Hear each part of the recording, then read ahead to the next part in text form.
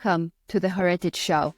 Today, I'm deeply honored to welcome Dr. Dina Glouberman to the show.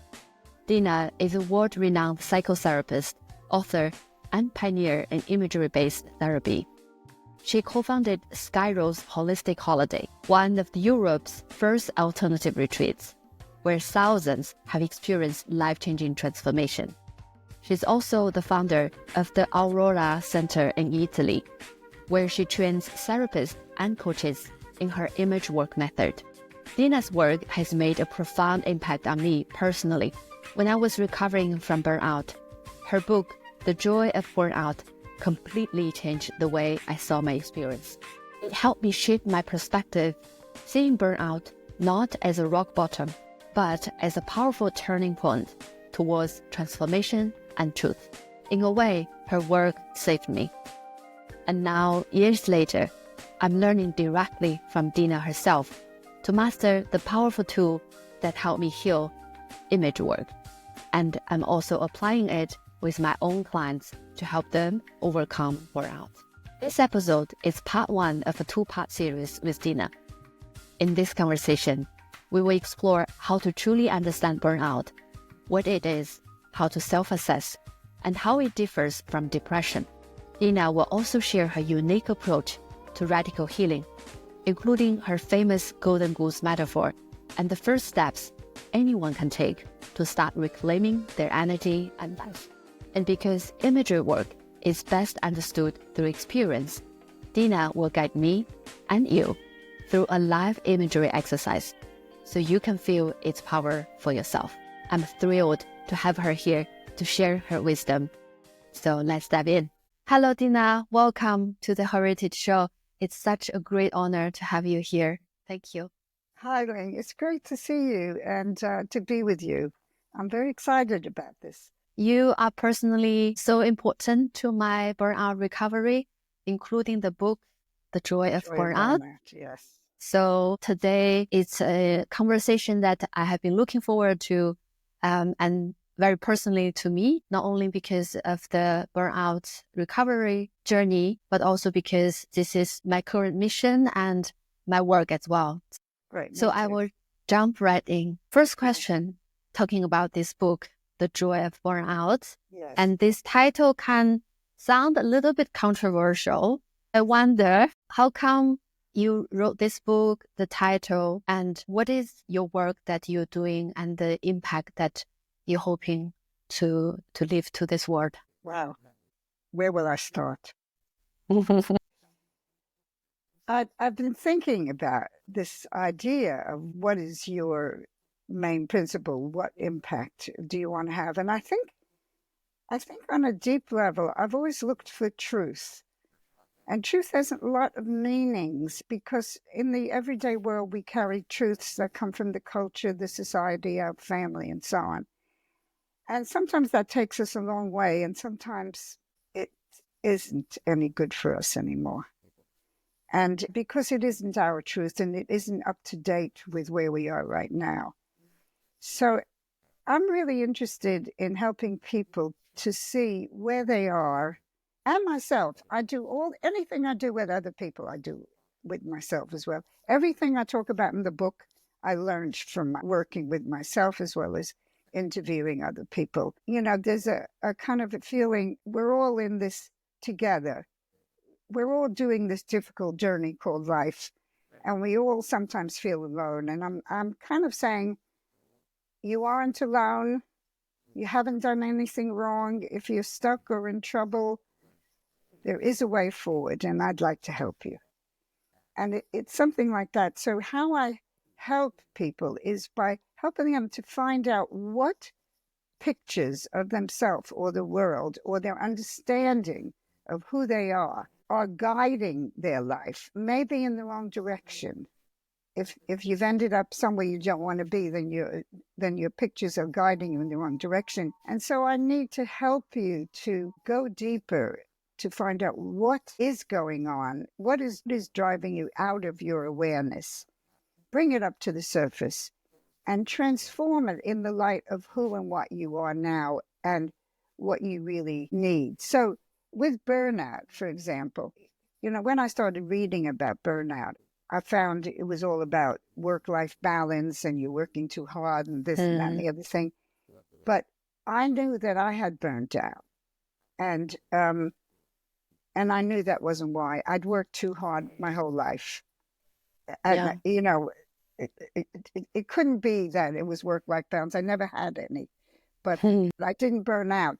But the moment that I came to the end of a particular road and then said, I'm not ready to acknowledge that because something has come up. And I always say, something comes up that is dripping with everything you're addicted to. And then you say, Mm. this last time. So you push yourself in the old direction and then you burn out. And then that's what happened to me. I pushed myself beyond where I should have been, and then I burned out. So what is the joy of burnout? Well, what I believe, we need to live with our joy. We need to be in touch with our joy. And burnout is joyless. And why it's joyless is because we have stopped listening to the whispers of our soul. We've stopped being in contact with who we really are. We're living a false life, a life of shoulds. It could be fear of being a failure, let's say, or fear. It isn't only work. I mean, I have someone in my book who burnt out in a relationship, fear of being on the shelf on her own. And so we're living in that way. We've lost our joy. And I believe that our being, by stopping us, has kind of stood up for joy and said, no, I'm not going to let you live this way anymore. And so I feel also personally that burnout protected me, because if I'd pushed myself any further beyond where I could be in contact with my joy, I might have had something more serious. I might have had a heart attack and so I feel that burnout stopped me and said, no, that's as far as I'm going to let you go. Yeah.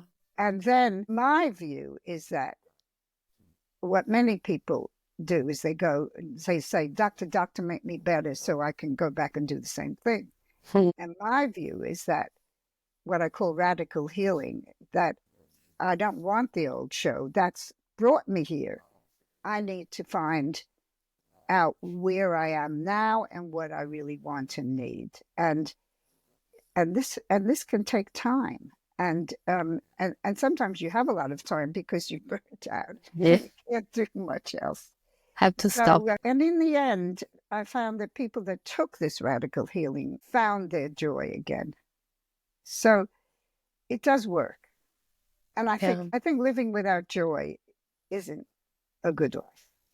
Yeah. So true. I feel what you just described was so profound, so powerful. You mentioned there about when we lost our direction and not following our heart true calling, it's when we start to going on the direction of burnout. And this mindset of I should, I must, I have to continue. And the fear, plus this fear of what if I fail, if I choose a new path? What if I get judged?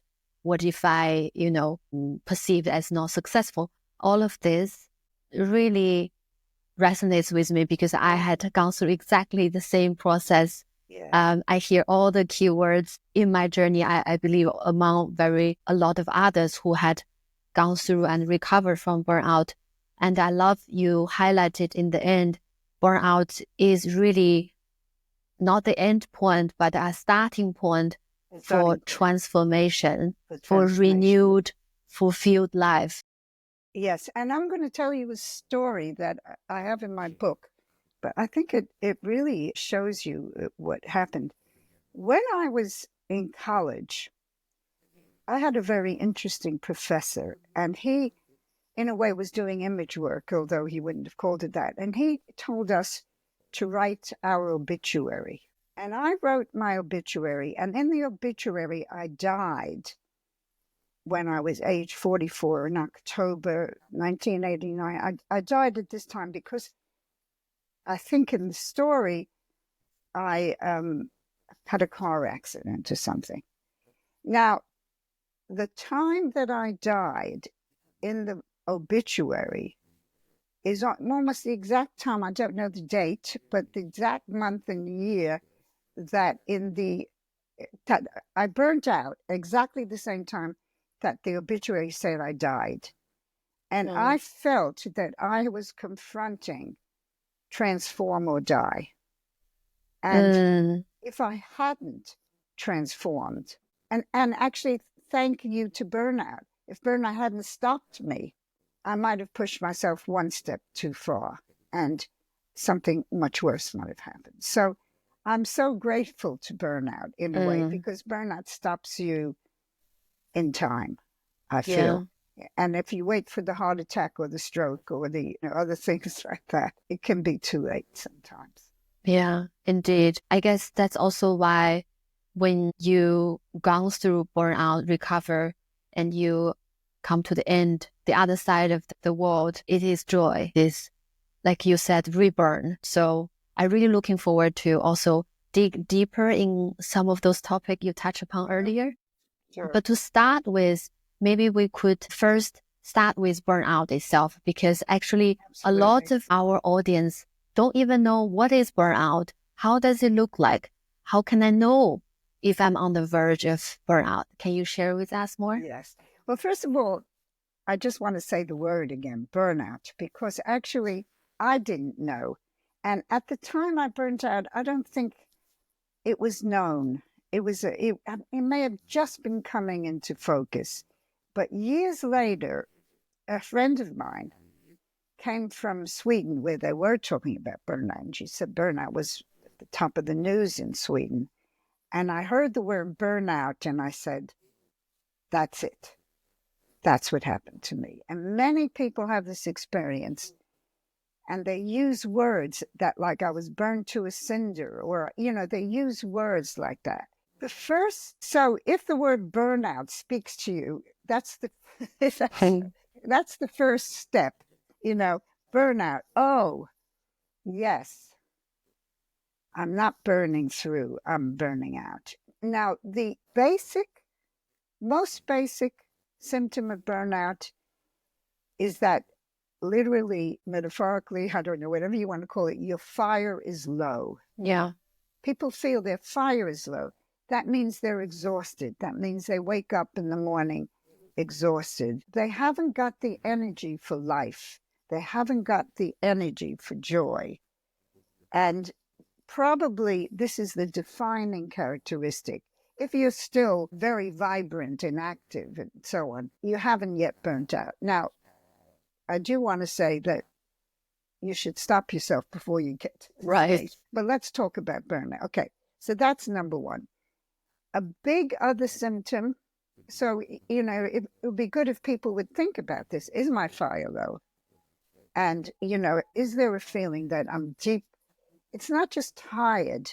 It's like a deep exhaustion that you're almost not connected to life. Something has gone out of your being, of your life, something like that. The second thing is you feel cut off. You feel cut off from yourself. You feel cut off from other people. You feel cynical. You often find workplaces that have this quality. Exactly. People are burnt out. You're chronically angry. You're closed down. You're disillusioned. You've got no pleasure. You're cut off from yourself, from other people, from life. And for some reason, there's reminding me of one of the people in my book who was working in a residential establishment for emotionally disturbed people. And one of the women in this establishment kept threatening suicide. And he said, I realized I was burnt out when I found myself thinking, if she doesn't kill herself by tomorrow morning, I will kill her.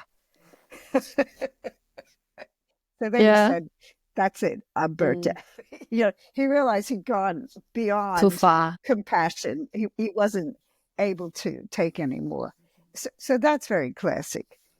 Another very classic thing is you do more addictive things. Whatever your addiction is, it could be watching television, it could be alcohol, it could be shopping, it could be drugs. it could be what they call nowadays doom scrolling, isn't it? Yeah, When you go exactly. Social media addiction social is a media, huge whatever it uh, is that you do so you don't have to think. numb yourself. Yeah. Numb yourself. And that also, so you have to think about people that are listening to this. Have you got more addictive, not necessarily typical, but not necessarily drugs or alcohol. It could just be television or whatever. That's another one. Another one is doing more and accomplishing less. Right. You push yourself. You see, what happens is, and I want to explain this, why this happens. The classic story of what happens in burnout is that when you're wholehearted, you have all the energy in the world, you're productive, you accomplish a lot. People say to you, you're so amazing. How did you manage? And you say, oh, I must have been born that way. I have this high energy and all that kind of thing. But when your heart goes out of the situation, either because you've changed or the situation has changed, then what you need to do, and we talk about that later, is to step back and to look. But if you can't step back, you push yourself forward. By this time, you're divided against yourself. Divided against yourself, you can't be productive in a good way. You're working and working and working, but the real intuitive brilliance that you had is gone because all you're doing is pushing yourself. Yeah. You're not really in touch with your joy, with your creativity. And you can't be because you're not there. Yeah, exactly. So people start working hard, accomplishing less. And the other thing that is very typical is you start becoming ill more often and for longer. And things that you should have got better from really quickly seem to go on and on and on. And I remember somebody going around and giving people talks about health, self-care. And she said, by this time, I had this earache. I was limping. She told me all the things that were wrong with her. And she just kept going. And then she looked at herself and said, what am I doing? And giving them these lessons on self-care. Because the road to burnout is paved with denial. And so people get iller for longer, and sometimes they still struggle their way back at work.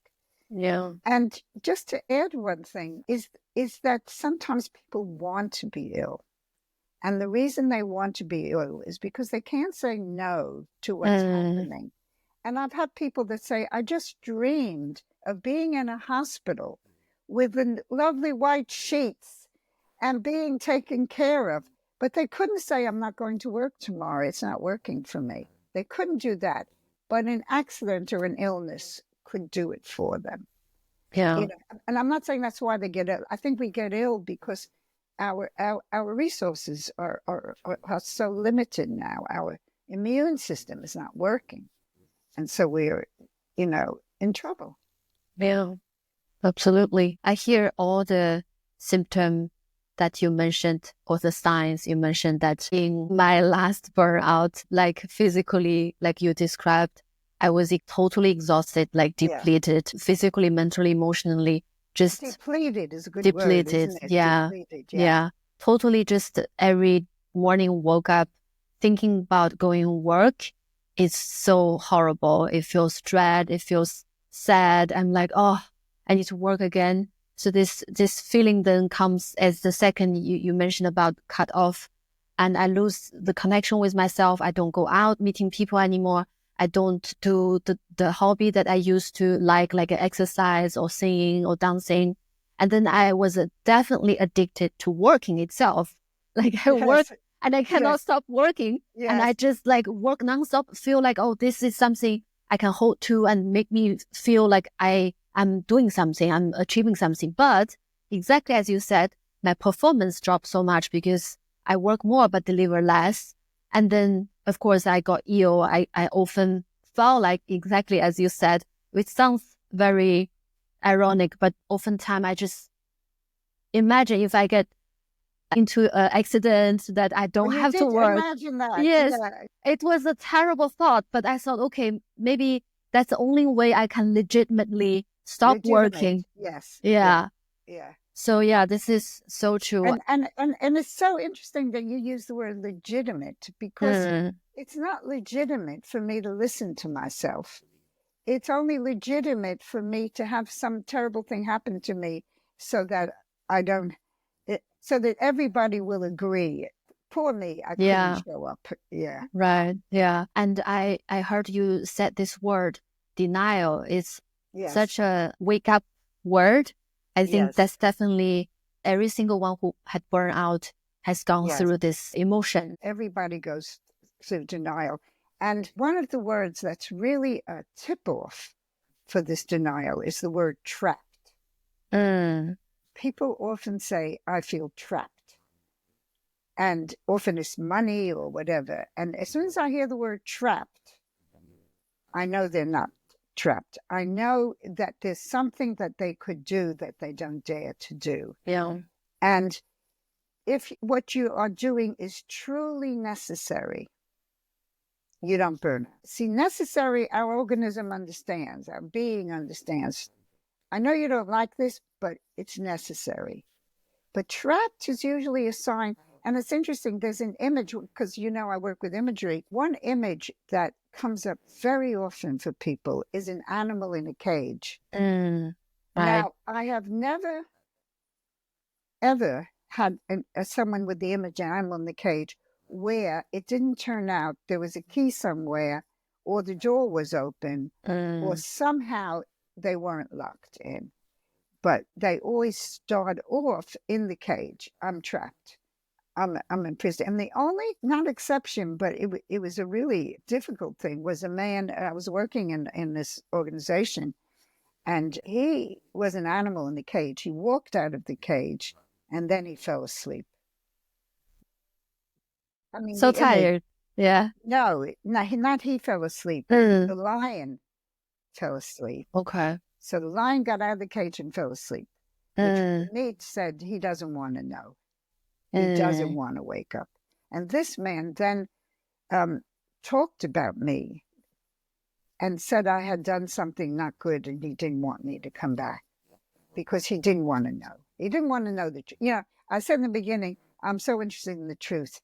Sometimes people don't want to know. I mean, most of us resist the truth as long as we can. Yeah. But eventually, you have to face things aren't working. I better face it. Yeah. But he wasn't willing to. Yeah. I agree with you what you mentioned about this feeling of, remember that the time when I had burned out, that particular feeling of I had to do this and that there is no way out and there is no other possibilities for me to do. I have to stay here. I have to finish this project. But at the same time, it felt so hopeless. Yes. Because your heart has gone out of it. Yes, exactly. I think that's the core of almost every single burnout, is that the heart is not on the path you're going. But your body and what you're doing still on this path that doesn't align with your calling. Yes. And people go to very great lengths in order to, I'm remembering someone who burned out as a result of a relationship. And her boyfriend lost his job, and then he got depressed. And she did everything for him. She looked up the job. She got the applications. She filled out the applications.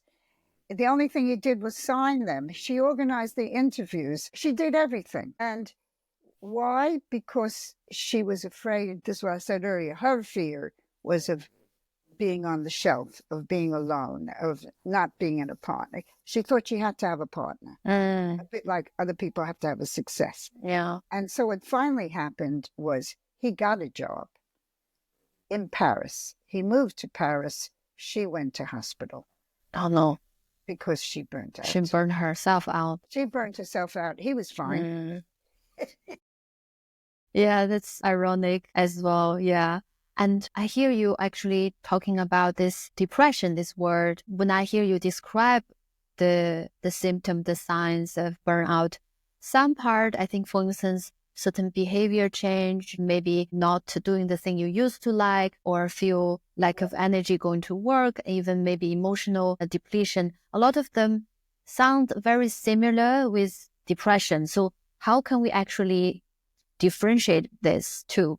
Yes, it's a good question. Now, let me think how I would. If you came to me depressed and I looked into it, I would usually find something happened. You lost something. You lost some hope. You lost some possibility in your life. Burnout is different. Burnout, you start off very high energy and then you push yourself too hard in the wrong direction and you hit the wall.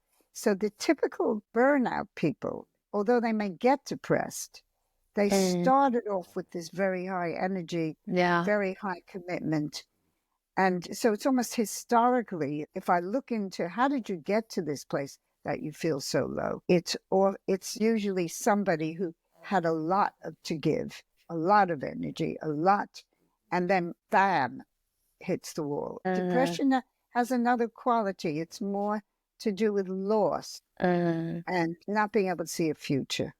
No. Now, this also happens with burnout. Of course, you can't see the future because you're on the wrong path. Right. So you can't see. But it has a slightly different quality. But it is true that people who are burnt out get depressed and that doctors often will give them an antidepressant. And this is why it's so important for us to understand what has brought you to the place you are. Is it loss? Is it, you've given up hope of ever having a good life? Yeah. And you could have that in both, but you need to see the history of it. And it's a different history. Makes sense. And as you just reminded us, I think now perhaps is a good time for our audience to pause the podcast first to check a few items that we highlighted earlier, the signs of burnout, and also look at what happened to cause such a feelings at this moment. And if you're still unsure, I think it's better to find professionals, perhaps psychologists, psychiatrists, and maybe a coach specialized in burnout and this area to support you better understand the signs and how to get support. And of course, there are resources already available online. And also, for instance, the book, The Joy of Burnout from Dina can really help you understand the signs and what to do the first step already. So I would really recommend to get this book if you feel like you need a bit more support and knowledge on this area. And talking about the book, one topic that was brought up and concept was highlighted in the book was radical healing. And I really, really love this because it was the key to help me through the recovery. So could you help us understand this concept better? How does it work? Yes, I'm very happy to do that. Because I think in a way at the heart of what I believe in, it is really radical healing. So to repeat in a way, what we're saying is wherever we are in our lives, things have happened to us, yes, but also we have brought ourselves here because of the attitudes that we have, which may not be kind of originally coming from us. They may have come from our family, from our bad experiences in life, or from whatever. So we come to a point in our life and then we crash if it's burnout or we get ill. At that point, what do you want to do? You want to get better. Now, what does get better mean? Now, one option is you want to get better and go back to where you were. But where you were was what got you here into this trouble. So it's a short-term solution and it's not revolutionary. It doesn't give you a better life. It just gives you a more normal life, maybe. Radical healing is saying, don't put the old show back on the road. It wasn't working for you. It may have once worked for you. It may have been a wonderful road. It isn't right now. How are you going to find a new way forward that suits the person you really are? And this is what I call really radical healing. And the first step in that is very illuminating. So I call it stop, give up hope, keep the faith. Okay. Now, what does that mean? Stop means stop holding it all together. Stop all that stuff you were talking about. I've got to do this. I must do this. I have to finish it. Stop. This is not working for you. Just stop. The second is, and to really stop, if we do it for a bit longer, is to only do what we need to do for that day, but nothing that is should, for tomorrow, for the future. Is this important for today? Do I need this to get through the day? That's all. Yeah. That's stop. Give up hope is the really important one. Give up hope means whatever it was you thought was more important than life itself, give it up. In other words, you may never, never be successful. You may never, never have a partner. You may never, never be a good person. If that was your fear, I'd be a bad person. You may never, never be this thing that you thought was more important than life itself. And keep the faith means, and realize that you're still okay. That you in yourself are okay. And I talk about the goose with the golden eggs, is that we believe, the old story of the goose with the golden eggs, we believe that the golden eggs are what makes us worthwhile. That's the hope. Here are my golden eggs. This is what makes me worthwhile. I say, give up the golden eggs. I want to get to know the goose. Yeah. It's the goose that is of value. And from that goose will come other golden eggs, but different ones. Yeah. So stop, give up hope, keep the faith means get out of that force field that you're in that tells you this has to be. And once you've stopped, breathe, gave up hope, then you start to find out that you are of value, that you don't have to achieve in order to be of value. Yeah. And that is the first step. Yeah. Brilliant. I hear those 3 steps so touching because I've been there, I've done that, but still this is a constant reminder for me to not going to burnout again. Because as you mentioned, first stop is really this ability to set the boundary, to say, okay, this is enough for today. I've done the best and I need to rest. I need to pause and to recharge. And then the second is really to let go. Or you're even being a bit like, I've got to do a whole day's work before I do. Sometimes you've got to do nothing. Full stop. Yes, of course. Sometimes you some really point, have to stop. Yeah, exactly. Before the burnout stops you. Yes, totally. And then the second part on give up hope, I think this is so true of a lot of us just hang on so tight on the idea is I have to do this. I have to achieve this. I must become someone better. And I think let go of those expectations, of those identities that define who we are, define our worthiness is really important, but at the same time, so difficult. Yeah. And then, and you don't have to be better. Yeah. You're perfect as you are. That's Exactly. the whole point of it. Yeah. I think to realize we are enough. We are enough. Yeah. It's the hardest thing for Yes. people. It's so challenging. Yeah. I think this is actually, to be honest, one of the reasons I had burnout because of this limiting belief of I'm never enough. I always need to be better. I need to go to the next milestone. I had to hit another success. So, yes.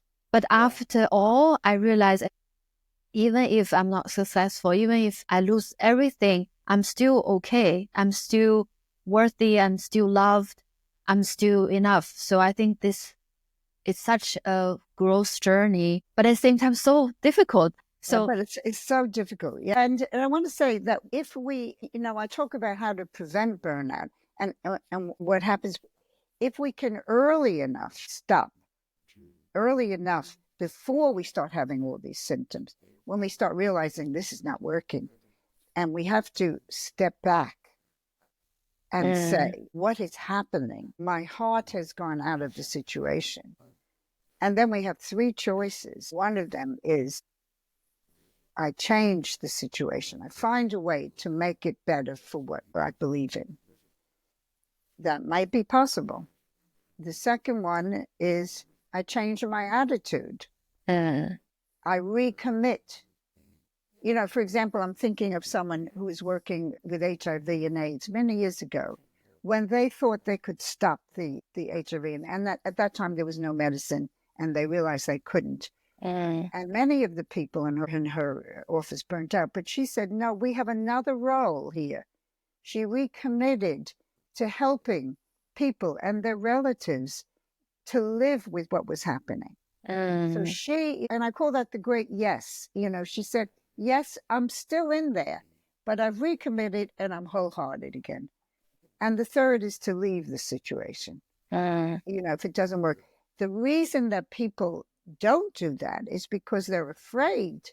What happens if I step back and think about it? And then I say, I've got to leave the situation, but I can't leave the situation because after all, blah, blah, blah.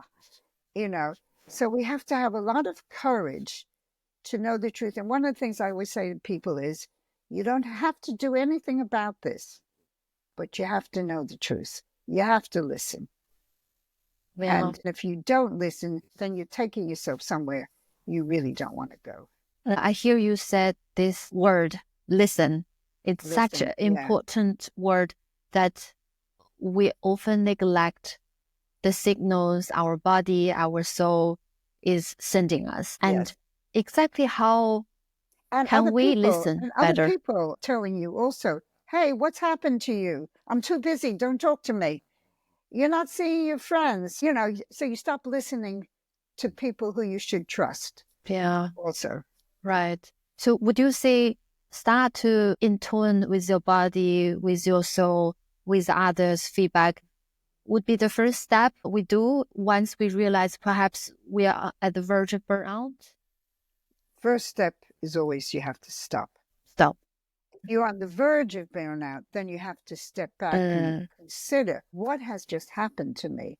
Why has my heart gone out of the situation? What can I do about it? Can I change it? Can I change my attitude? Can I leave the situation? That's the first thing. If you're still not there yet, once you're on the floor, I mean, when I was burnt out, I would run a group in the morning. Then I'd go into my room. I was in Greece. I'd close the shutters. I couldn't have any light. I couldn't have any stimulation. I had to just lie there the rest of the day. Yeah. So I couldn't reconsider anything because I was gone. Yeah. So the idea is if you can do it soon enough, then you can stop it from happening. Because you can make a choice that restores your joy and your wholeheartedness. If not, if you've gone too far, then you have to, again, stop, give up hope, meaning forget what you think is so important. Nothing is as important as your life. And you're sacrificing your life. And your life is worth living. Yeah. I hear you talking about, nothing is worth more than your life. And I remember the first time I had burnout, literally had to stop. And I went to a meditation retreat in Burma for a month. And that's how I actually first started the recovery journey, because if I hadn't stopped at the moment, that's brilliant. I could not imagine what would happen. That's brilliant. And tell me, what enabled you to do that? Because that's something that it sounds like other times you couldn't do. What enabled you to stop and to leave the situation? How did you do that?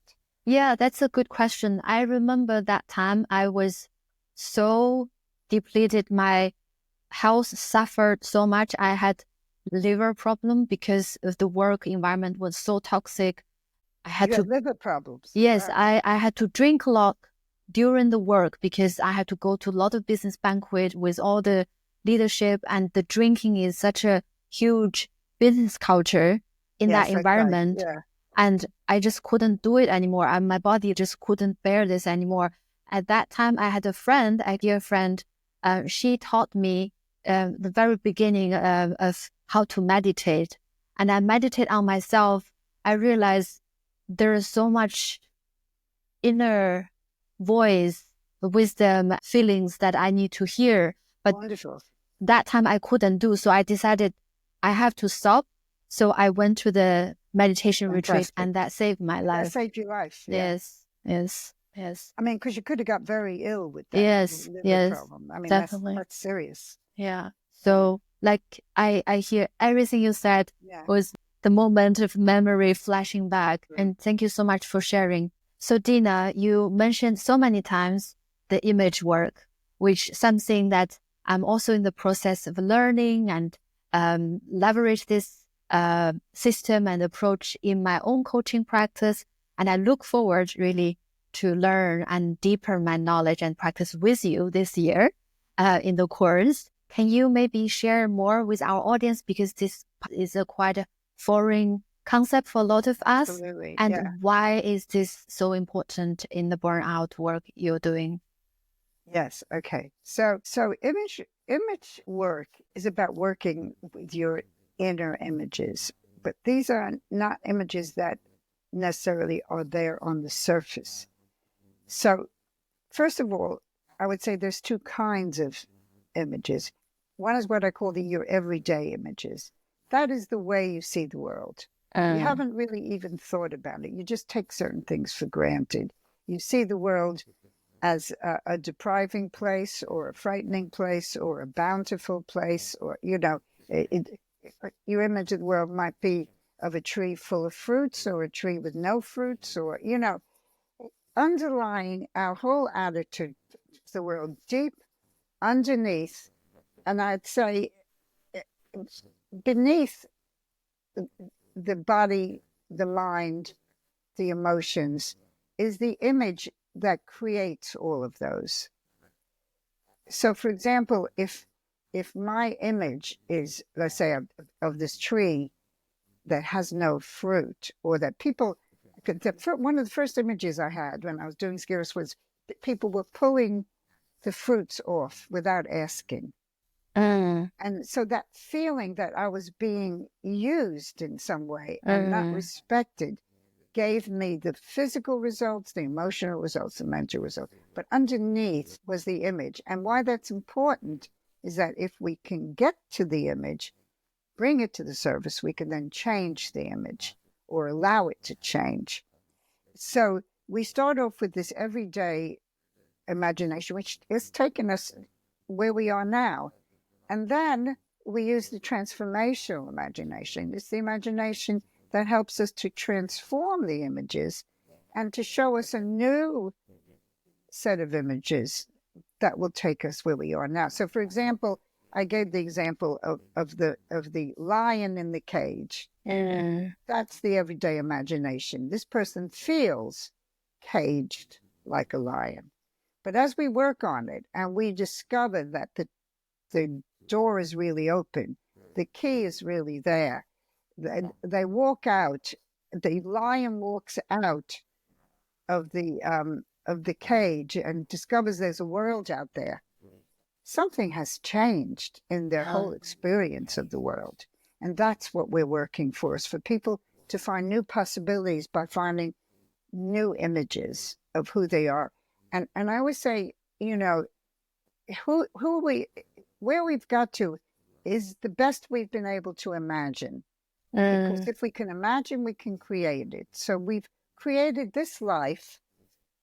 This is the best we've been able to imagine. So I'm interested in saying, well, let's imagine better. Let's bring our imagination into the present moment. Let's find out what our imagination, where it could take us. Yeah. So, and so people, I meet people all over the world who say to me, when I did that, I changed my job, or I changed this, or I changed. Actually, someone told me, he heard me on the radio and talking about burnout and giving an image of burnout. And he said, I'm burnt out. And he quit his job. And then he came to our center in Skittles 15 years later, said, here I am. You changed my life. But he just heard it on the radio. So the image that comes up is very powerful. Yeah. So, yeah.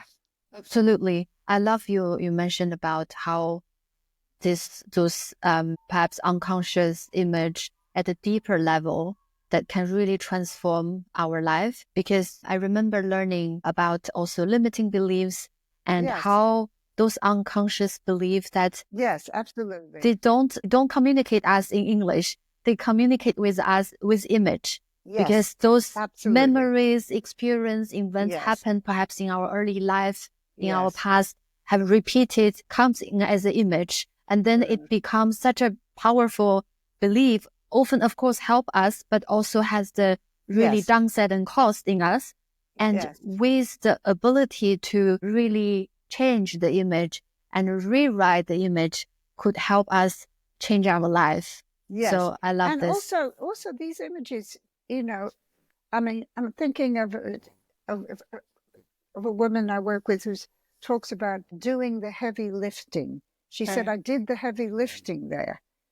She kept talking about the heavy lifting, which is an image, but she's not realizing, she thinks she's just saying, and this woman has a really bad back. Every now and then the back gives way and she has to give up all her work and lie down in bed.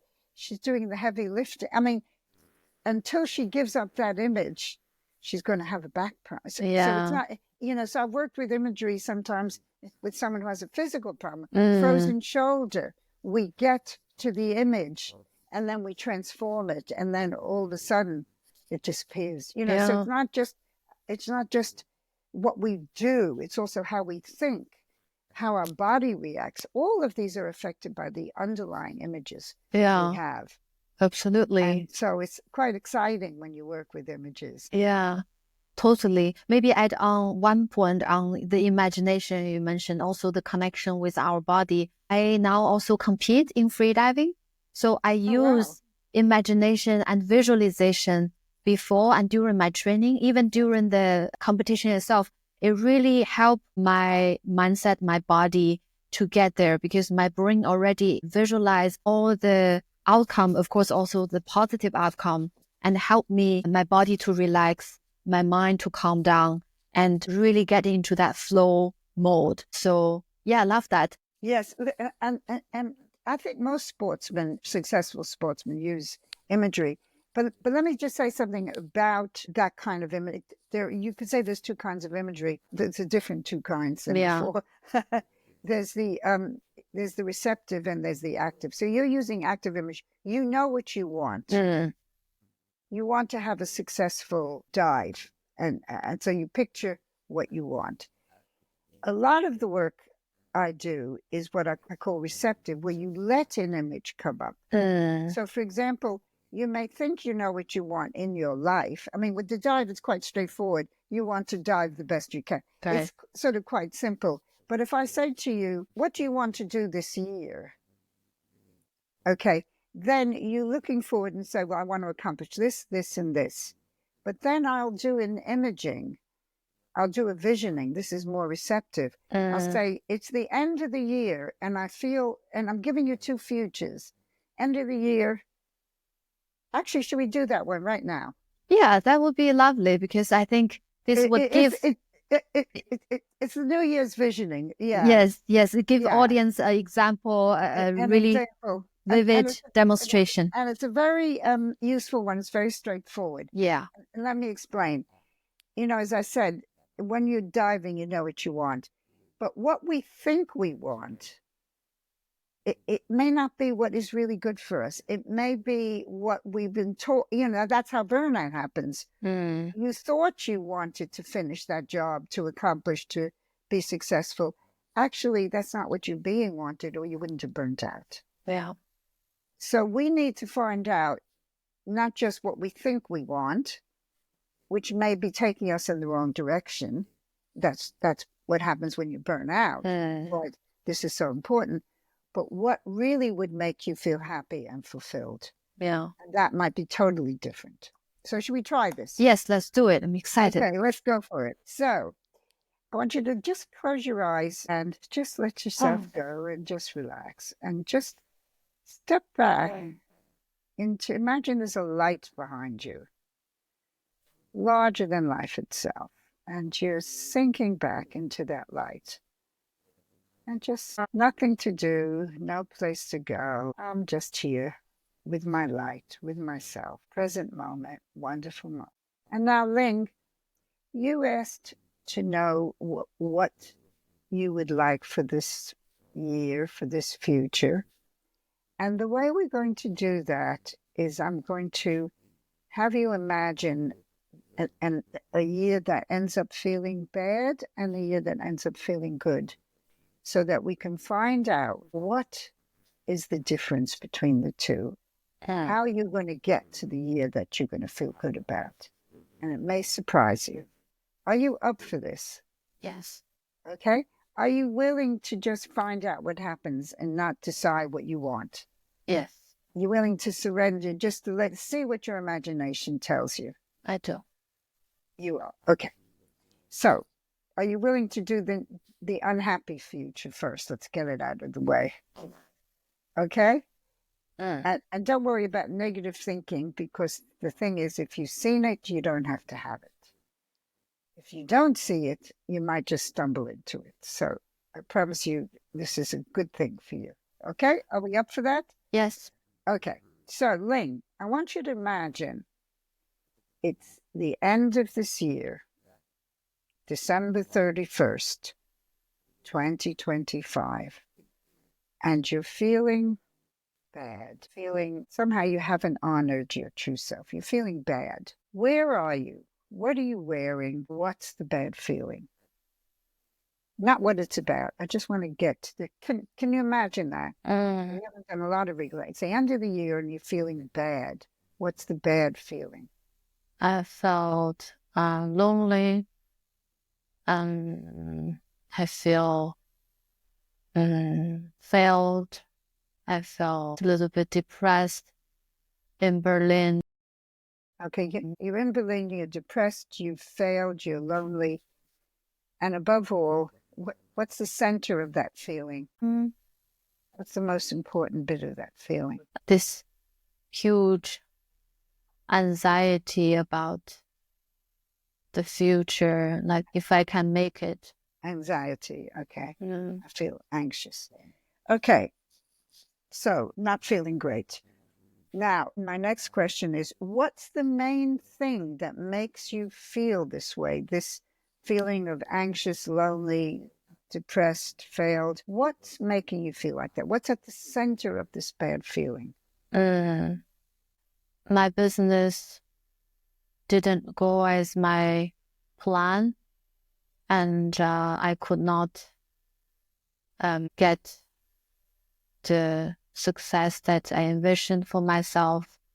I felt like I failed on the new path that I was exploring, and I fear I had to go back again to the corporate world that I initially decided to quit for all. Okay. Okay, so the feeling is I started a new path. I didn't make it. I might have to go back to a world I don't want to go back to. Right. Okay, got it.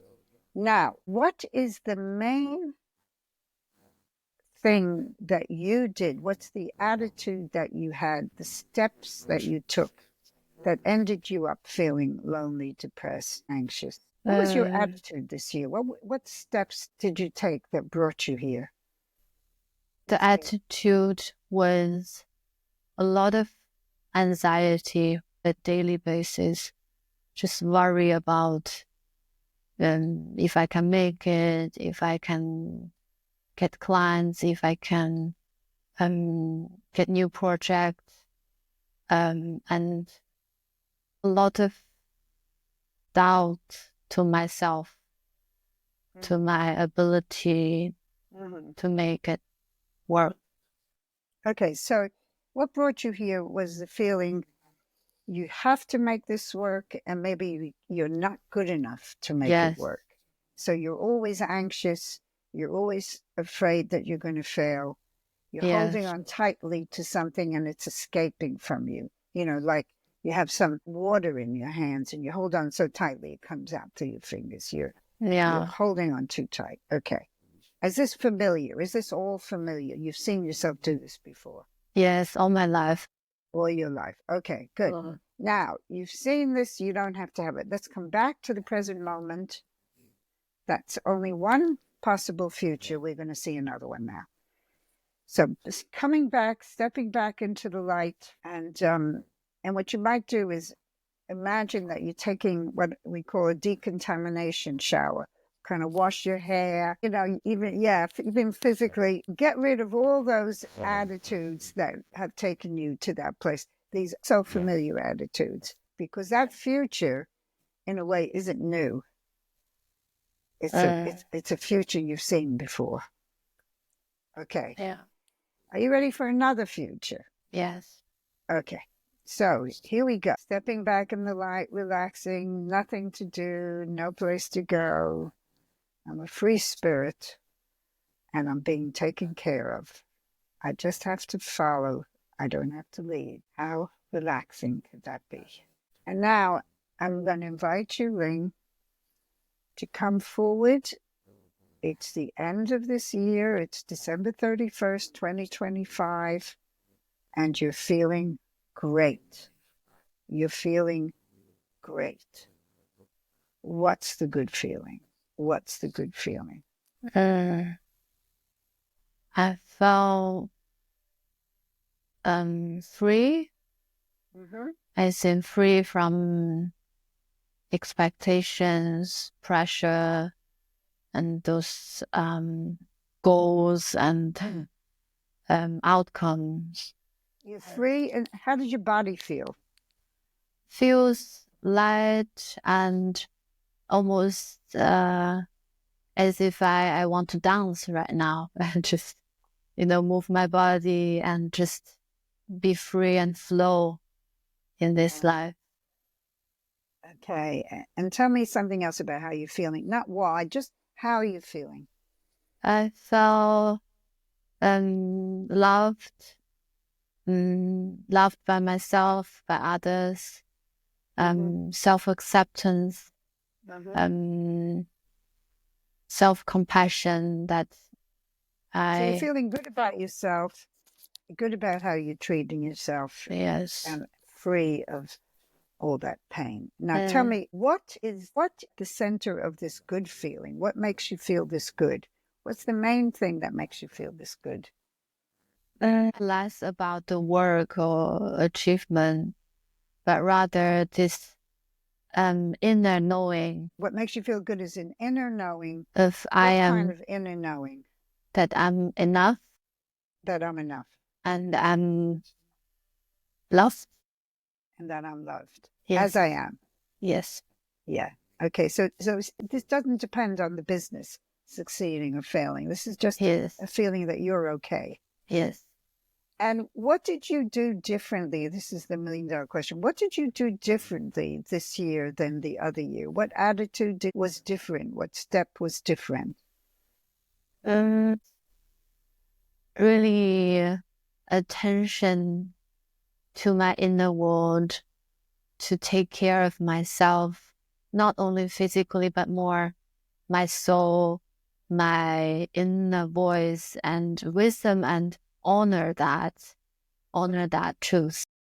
So how did you do that? Because that's very different from the other one. In the other one, you were worried all the time. Yes. And you were afraid you weren't good enough and you were going to fail.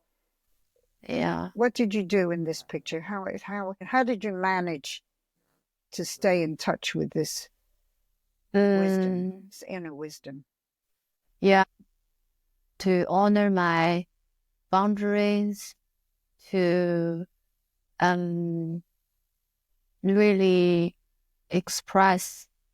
invest in myself, in a sense, to love myself, to be kind to myself, and of course express those to my loved ones. This gives me this sense of being held, being protected, and being supported, and this confidence of doesn't matter what happens, I'm okay, I'm enough. Fantastic. Now tell me, how's the work going in this picture? Work is going good. It's going good. Yes. Okay. So it's going good even though you're not worried every day. Yeah, I think it has its ups and downs, but somehow I think this inner nurturing self helped me show up better at work and, be confident, so be actually, present. This is helping you to make work a success. Yes. Even though that's not your main focus. Yes. it's part of loving yourself is doing a good job at work. Absolutely. It's a different work. It's also work, but that's more essential. My inner work, But your inner work is more essential. You're yeah. putting yourself first and Yes. everything else second, but yourself is someone who's creative and wants to work. And so you're doing that as well. Yeah. Because it's what you want. And so it comes from another place in you. Yeah. Okay, great. And if you could, as this person in December 31st, if you could say something to that Ling who's there at the end of January doing this exercise with Dina, what would you say to her? How would you explain to her what you think is important? To me right now, sitting here. Yeah, tell the Ling that is sitting there from the end of the year feeling great. Yeah. Tell the Ling of January 24th, the most important thing you need to tell her is to love yourself.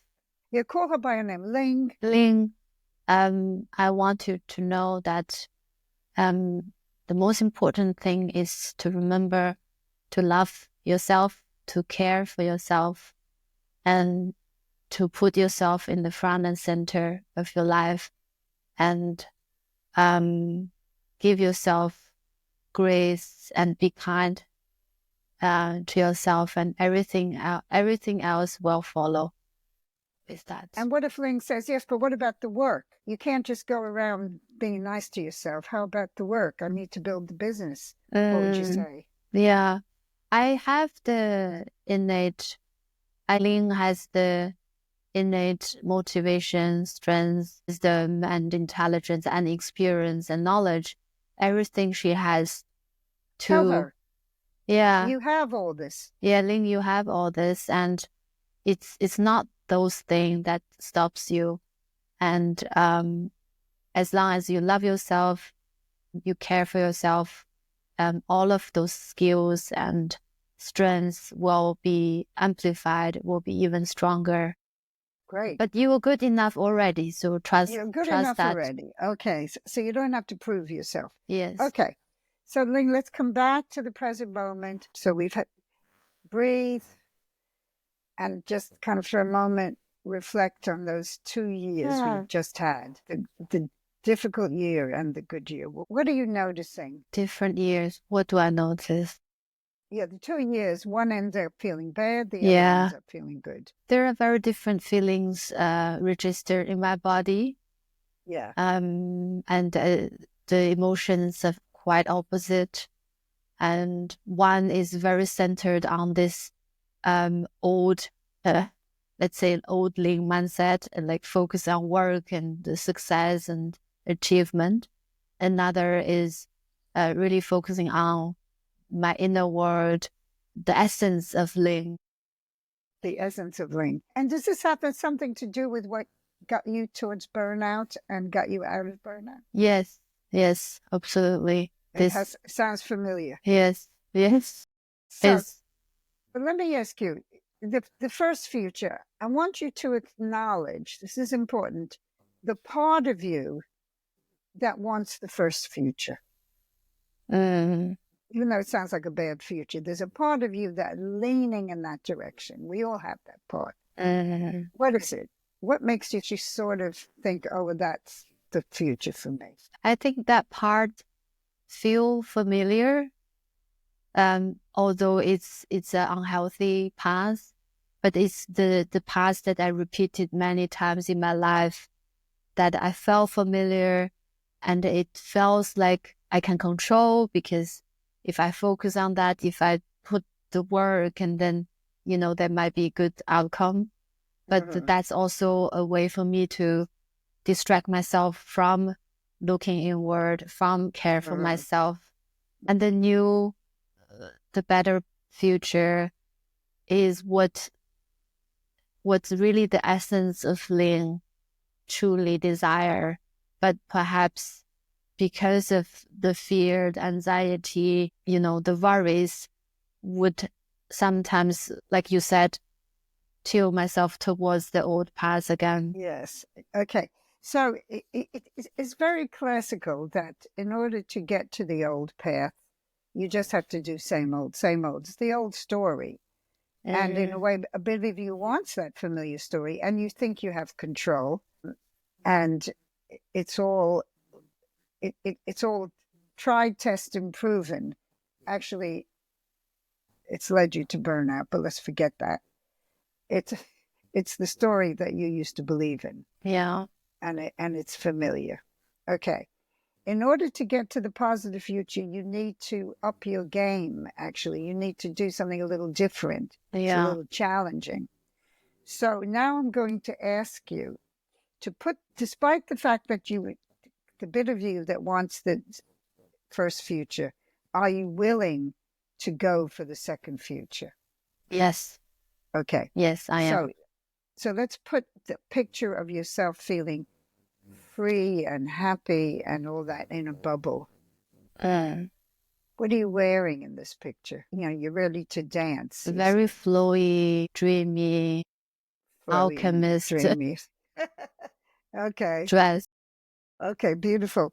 Now I'm going to ask you a couple of questions. The first question is, are you willing to do whatever you have to get to this future?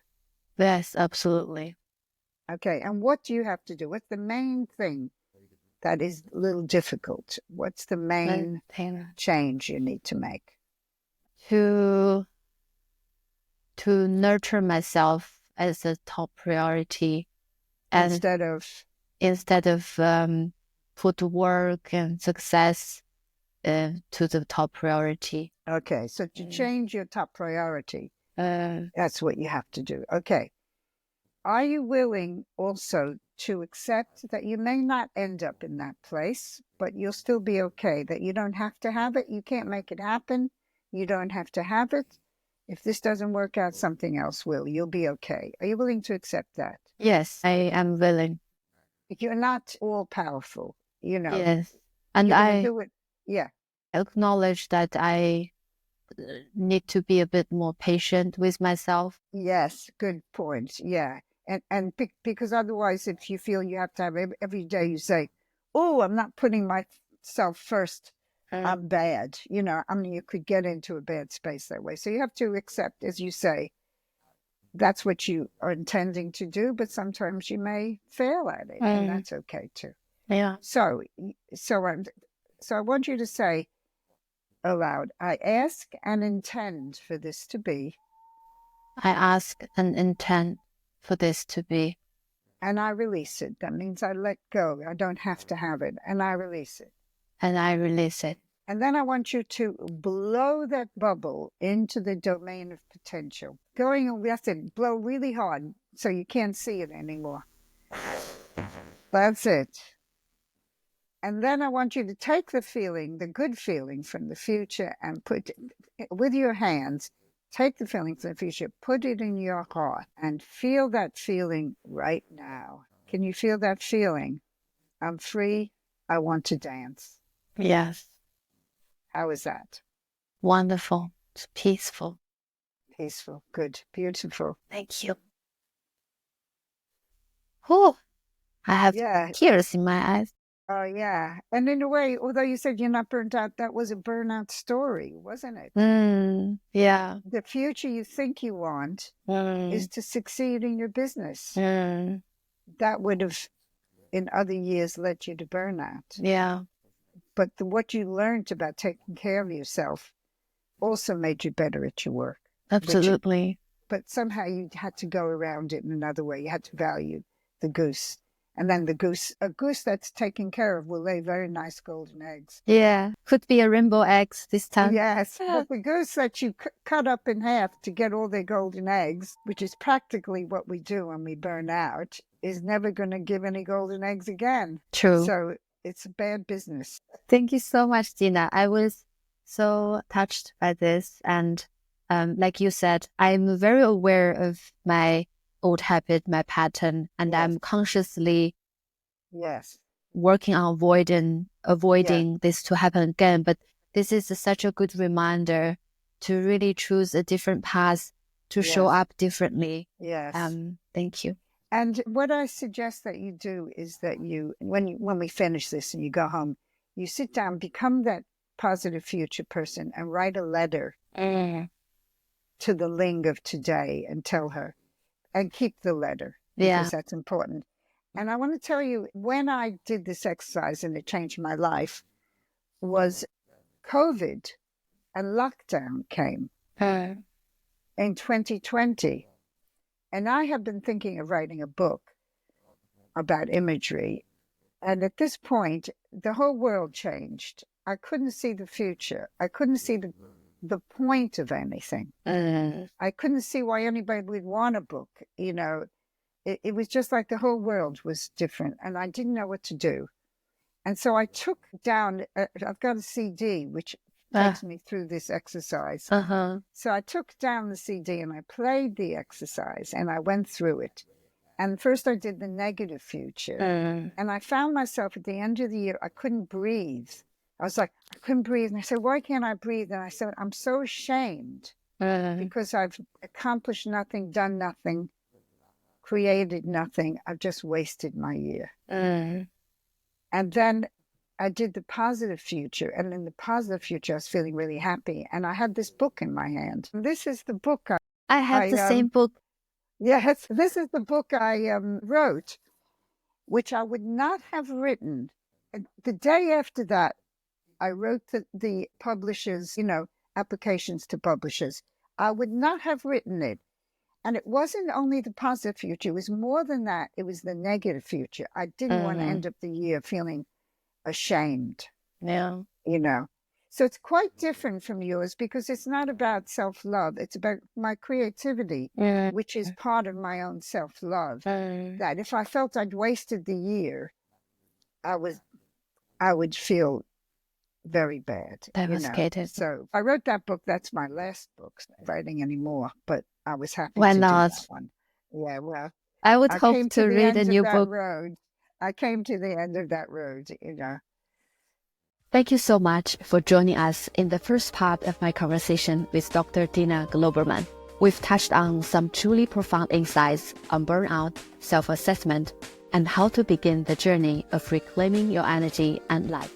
If you're feeling at the verge of burnout, please don't hesitate to reach out either to myself or Dina. We're here to support you. And if the book, The Joy of Burnout, resonated with you, I highly recommend you to get your hands on a copy. It made all the difference for me during my own burnout recovery, and I've left the link in the show notes for you to grab it. Make sure to join us for the next episode, where we will dive deeper into recovery, self-love, and the role of community in healing. If you're enjoying this show, don't forget to subscribe and share it with someone who might need it. And leave a review and let me know what other topic you'd like to hear and what other guests you'd like me to invite. Until next time, and take good care of yourself.